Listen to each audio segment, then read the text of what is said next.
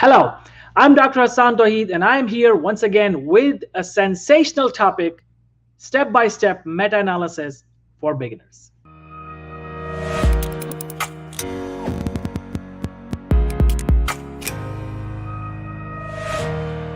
Welcome back. Step-by-step meta-analysis for beginners. Yes, if you are an absolute beginner and you want to learn meta-analysis and you are scared and you don't know how to do it, now this video is for you. Watch it and you will be able to understand what meta-analysis is all about. Your fear about meta-analysis will go away if you'll just listen to this video and follow these steps. I'm telling you, everyone can do it. You can do it. Let's begin. So what are the steps of writing a meta-analysis or doing a meta-analysis? First of all, divide meta-analysis into 4 phases. So we will divide it into 4 phases. What are those phases? Number 1. Phase number 1 is the planning phase. Phase number 2 is data search or search strategy. Phase number 3 is the meta-analysis, the real analysis. And then the phase number 4 is writing. So if you divide this meta-analysis into these 4 phases, it will become very easy for you to understand. So let's begin. The phase 1 is the planning phase. So what do you do in the planning phase? First, you decide a topic. Once you have decided a research topic, now you know what exactly your topic will be. The second step is to decide your research question. Now your research question, what is your research question? Remember the PICO format. We use PICO format to decide a research question. PICO is P-I-C-O or P-E-C-O. Both of these approaches can be used.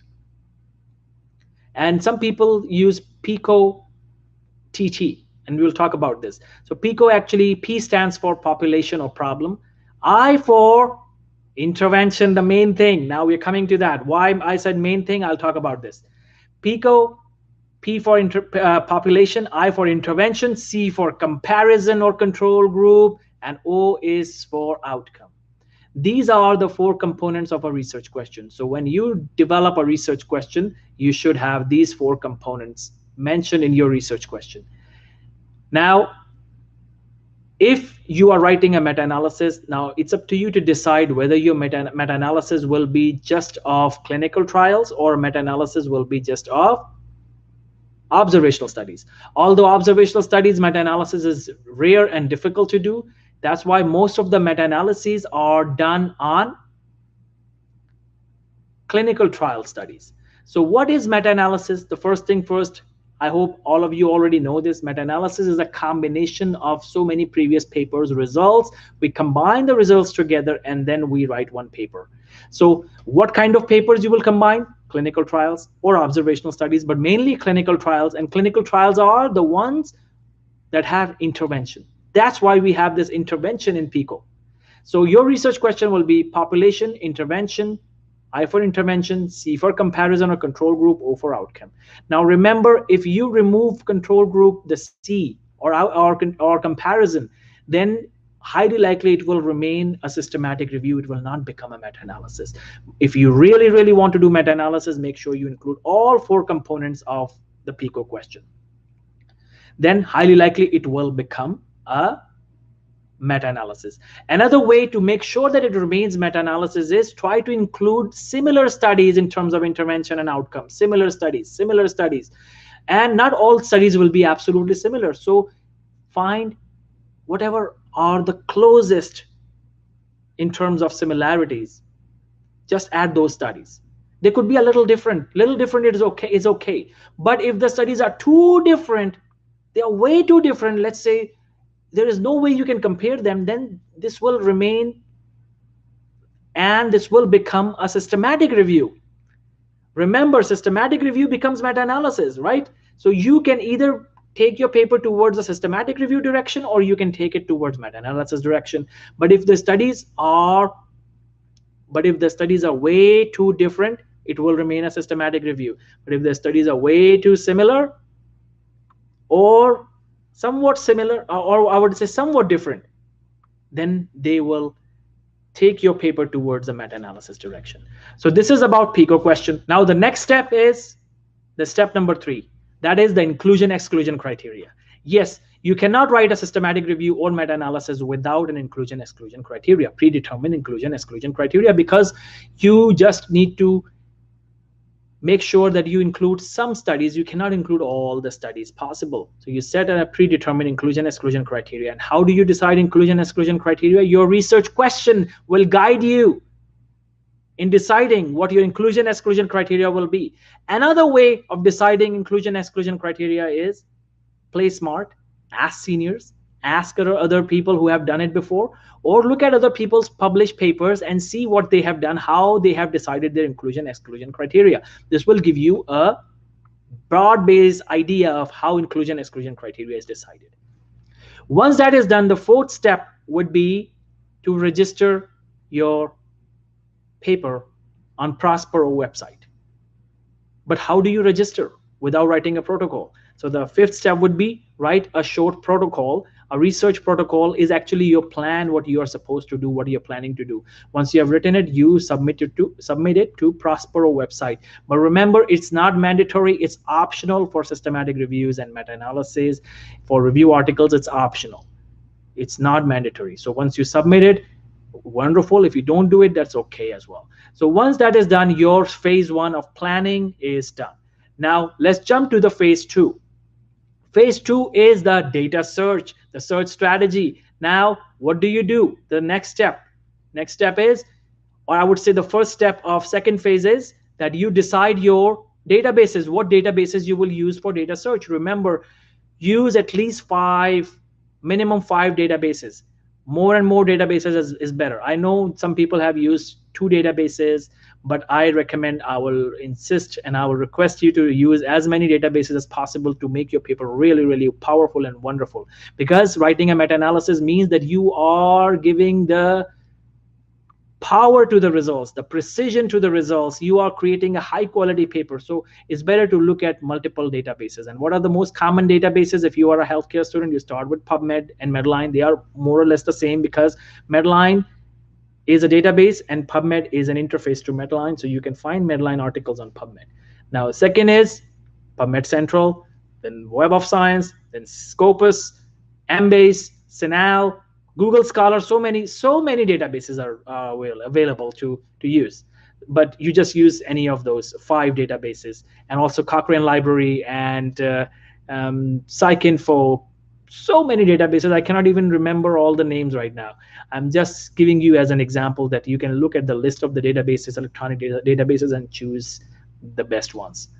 Once you have selected the databases, the next step is to start the search strategy.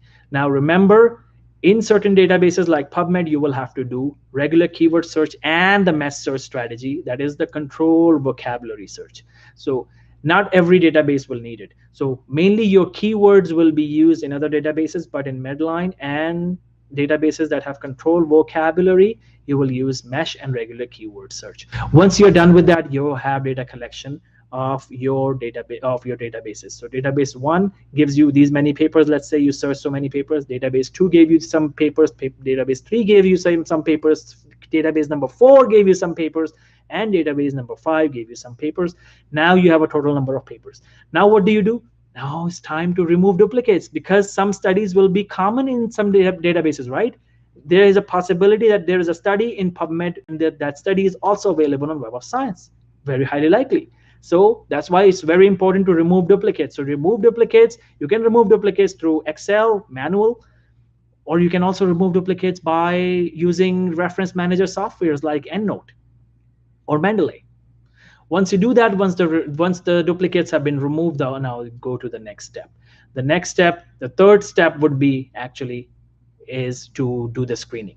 And screening are of 2 types. First, you do the screening number 1, that is the title and abstract. Once that is done, you move to the next one, the full text screening. Once that is done, remember all these steps would be done by 2 authors. So choose 2 authors, you and the second author mainly. Now the next thing is the quality appraisal. Then you check quality of each study that you have included. Yes, you included clinical trials. All of them were clinical trials. So what study assessment tool, what quality appraisal tool you will use? Usually the Cochrane risk of bias assessment tool, to make sure that you include studies with lesser and lesser bias. Once that is done, you have a total number of papers. Now you do data extraction, use data extraction form, extract data. Now you have data extraction. Now it's time for data synthesis. Now in data synthesis, now you decide about your meta-analysis. Now the main thing comes in, your phase number 3 begins, that is meta-analysis. Now what do you do? First thing first is you look at all the studies that you have included, the good quality studies that are left. Now you check the effect size of each study separately. Once you check the effect size, you have calculated the effect size of each study. Now you look at the cumulative, the combined effect size of all the studies together. Once you have it, now you have 2 ways to do meta-analysis. Either you choose random effects model or you choose the fixed effects model. There are 2 models, 2 ways you can do meta-analysis. And remember, experts believe that you should use random effects model because it assumes that there is no true effect in the intervention. I have discussed in the previous video about this. You can watch the previous video to understand what exactly I mean. Now, here I just want to stick with the steps. Once you do the selection of the model, let's say you selected random effects model, and I highly recommend you use random effects model to avoid any kind of bias or errors. Once that is done, now the next thing is you draw the forest plot. You check the heterogeneity because of your forest plot. You look at the weight of the study. Once that is done, you jump to the next step, that is the funnel plot. That means the publication bias. You look at the publication bias. Yes, publication bias can be done by many methods. You can use any of those. And the most common one, the way is to look at the funnel plot. Make a funnel plot. Once you do the funnel plot, then you are done. Now the next 2 steps that are left are sensitivity analysis, to see if you remove any one study, how the results will differ. Now the next analysis is a subgroup analysis. Now the subgroup analysis is, let's say you have an intervention and you are you have in your studies, the intervention is talking about a disease, that it treats a disease, but there is another intervention or there is another factor or variable that can also have an impact on that disease. So you do the subgroup analysis to see if that other factor can have an impact, so that can have the subgroup effect. So that's why you do subgroup analysis as well. So sensitivity analysis, then subgroup analysis. Once that analysis is done, you have all the data now organized. And of course, if you don't know statistics, make sure you seek statisticians' help and follow these steps, and make sure your statistician is following the same steps as well with you. Once you are done, now the step 4 begins, and the step 4 is of writing. Now the writing task begins. And how do you begin writing? Make sure you open Prisma checklist. Preferred reporting items for systematic reviews and meta-analysis. You have Prisma checklist open, and make sure every section of your paper has all the parts covered. Paper will have introduction, method, results, discussion, and conclusion section. And you will, of course, have the abstract in the end, but that actually goes on the top. And once you have it, now fill out the information. Make sure everything is according to Prisma checklist. Once that is done, your paper is completed. And that's how you write a meta-analysis, and that's how you do meta-analysis. This is the complete step-by-step guideline for meta-analysis for beginners. Now watch this video again, enjoy, learn it, and make sure you remember these steps and keep learning and keep watching. Thank you.